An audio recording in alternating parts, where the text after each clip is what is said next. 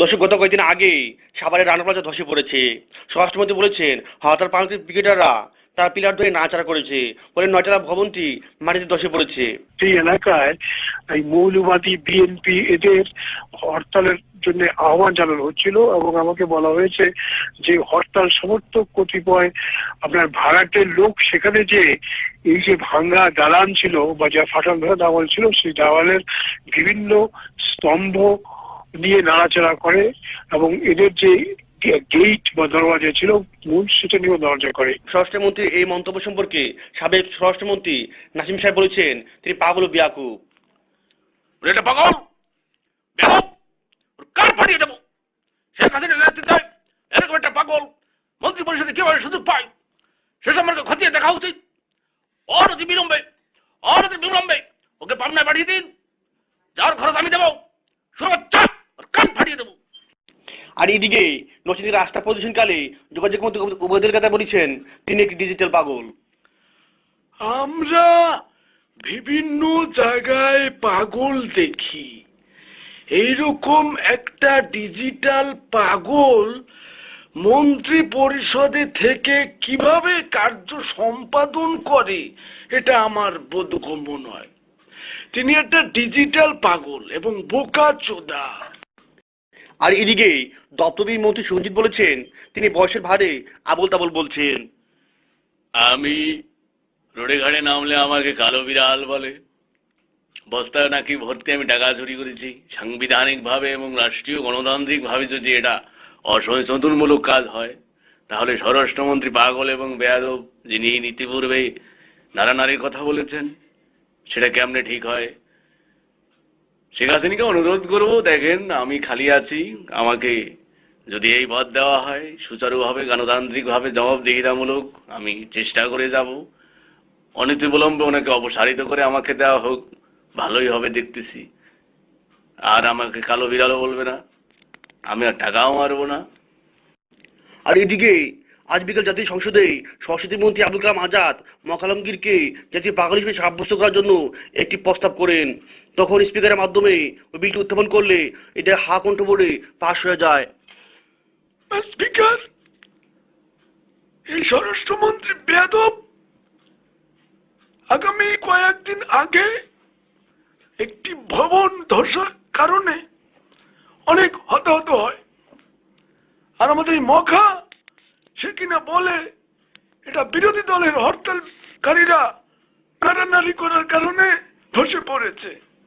আমি সংসদের মাধ্যমে আপনার মাধ্যমে একটি বিল প্রস্তাব করতে চাই, এই মখাকে জাতীয় পাগল হিসেবে সাব্যস্ত করার জন্য জোর দাবি জানাচ্ছি। সংসদের সামনে প্রশ্ন হচ্ছে, জাতীয় সংসদের সামনে প্রশ্ন হচ্ছে, মখালমগীর পাগল। আপনারা যারা এই পক্ষে রাজি আছেন তারা হা বলুন, তারা হা বলুন। যারা এর বিপক্ষে তারা না বলুন।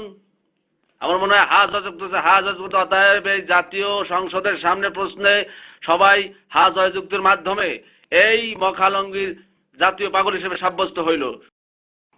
আর এদিকে বিরোধী নেত্রী খালেদা জিয়া সংবাদ সম্মেলনে বলেছেন এসবের আমলে শুধু মোহাম্মদ দশ নয় আর অনেক কিছু দশ হয়েছে। তিনি বলেন মন্ত্রিপরিষদ থেকে মহাকে বাদ দিয়ে যাতে কলঙ্কমুক্ত করতে হবে। প্রিয় দেশবাসী, আপনারা জানেন গত কয়েকদিন আগে সাভারে ভবন ধস হয়েছে।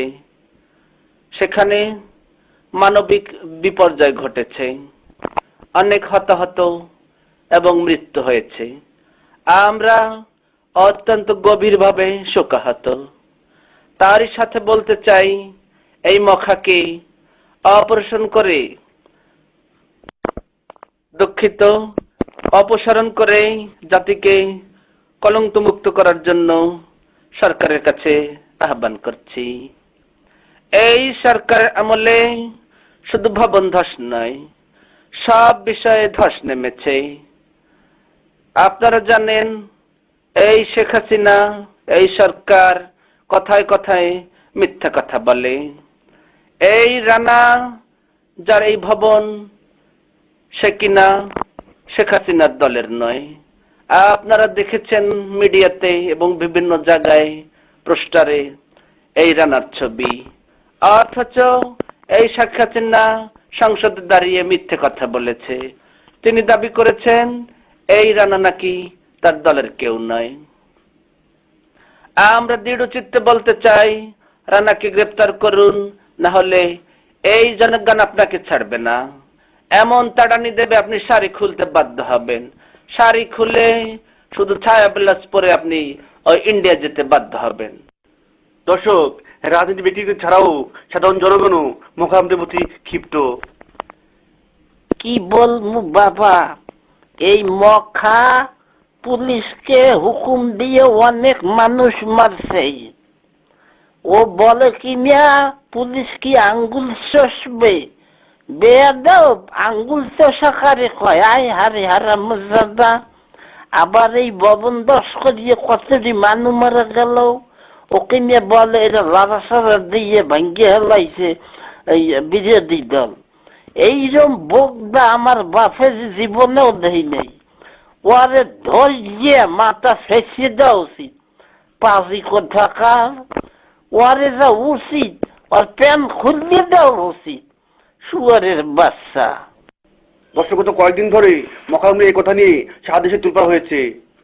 হাসান মাহমুদ, কলিদেম টেলিভিশন, ঢাকা।